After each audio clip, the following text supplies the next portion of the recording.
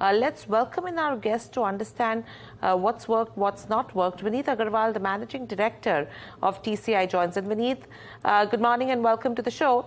Firstly, in terms of overall numbers, have they met your internal expectations? And what has worked, what has not worked according to you? Well, numbers have to always be better to meet our expectations. However, there are some, of course, macro challenges. The softening of the core sector, as we know, and some of the manufacturing sectors have also slowed down a little bit in the last 2 quarters. So we've seen that impact on a little bit on the top line and then consequently a little bit on the bottom line as well. In the last year, at the same time, we had our CVS business that was doing reasonably, actually quite well because of the high freight rates. And we knew that that is going to come off a bit as well. So that has also happened in this quarter. But we are quite reasonably confident about the next quarter. Q4 is usually the best quarter for us because this is a year end for most companies and there's a push towards sales as well. And we do think that some of the impact that the trickle-down effect of some of the investments that has started to happen, both from the government side as well as from the private side, will see some impact on logistics as well.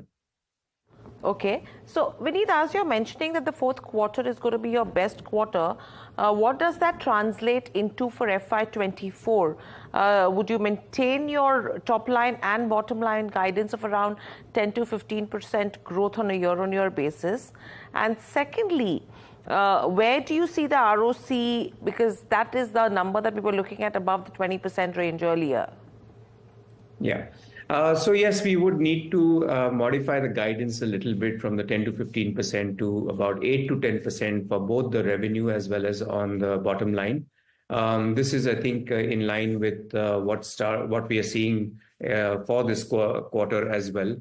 Also, in terms of the overall next year guidance also would be similar at the 10 to 15% because I think a lot of the pickup will start to happen from now onwards. So I think the EBITDA margins at 10% to 11% is something that we are confident of achieving going forward also. Understood, Vineet. Harsh also joining in. You've given a slightly longer term guidance of 10 to 15% on top and bottom. Does that change at all? No, it doesn't, because long term we feel that there is a lot of steam in the Indian economy, specifically because the logistics sector has started to change quite a lot. If we see that there's a shift happening from the informal sector to the formal sector, there is the entire omni-channel experience where customers use online delivery as well as going to the high street. That has changed. We have a cold chain business where there's a lot of, we are seeing development happening. And one of the fastest growing segments that we have in our supply chain business where we are doing automotive logistics. And that is also seeing a huge amount of growth, not only for this year, but going forward. So yes, longer term, 10 to 15% is something that we will maintain.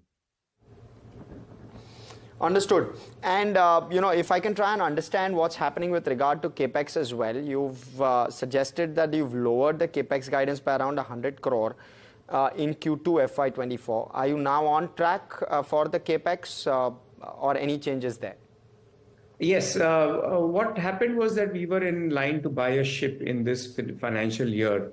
And that would have meant that, the 375 crore CAPEX that we had started at the beginning of the year would have happened. But then what we did was we placed an order for 2 brand new ships that are going to come in FY'25, end of FY'25, early 26 calendar year. So that means that we have to pay a certain amount every year rather than paying a bulk at one shot. So which meant that we were able to reduce the CAPEX to 275 crores for this financial year. And yes, we would be closer to 250, 260 crores.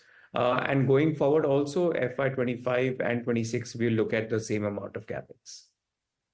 Right. So, Vineet, with the CAPEX number that you're talking about in terms of the remainder of 24 and 25, we're looking at 250 to 260 crores.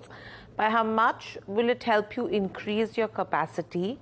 And what's the peak revenue generation you're looking at from that capacity? So in the logistics sector, it's not like a manufacturing plant that, when you put it up and suddenly you Correct. number. But yes, so that's where the impact flows on over the course of the year. So like, for example, the investment that we're making into the ships, we will not see the ships till early 26. So there is no impact on top line or bottom line for that. Definitely an impact on the ROC. But some things, like for example, trucks, as soon as we buy trucks, they come on road right away and they contribute to the revenue growth. We invest into buildings and hub centers and warehouses. They are also a part of the overall business growth. So what we are guiding towards a 10 to 15% top line is what will sort of is really based on this additional capex that we are doing also. Understood, Vineet. And Vineet, with regard to the Red Sea, I'm tempted to ask, what's the impact like for you? Actually, for us, not any kind of impact because we operate our ships only on the domestic sectors. We are seeing that the indirect impact is that the fuel prices are slightly elevated, which is on the bunker prices, which is the fuel that you use for shipping. So that's elevated and that has an impact, of course, a bit negative. But since we don't operate on those sectors, we don't see an impact on the freight. But yes, internationally, the freight rates have had an impact, and India is also going to feel a little bit of that pinch with the Red Sea. Right, so that's with regards to where the Red Sea impact goes. Vineet, running completely out of time, but we will come back to you to have a longer detailed chat. So that's the management of TCI. Clearly maintains a 10 to 15% guidance in terms of top line for FY25. However, the company has gone ahead and reduced the guidance with regards to FY24 to 8 to 10% from a 10 to 15%. So that's a big one coming in there. And the margins are expected in the range of around 10 to 11%. 250 to 260 odd crores is the capex that is planned for FY25 as well.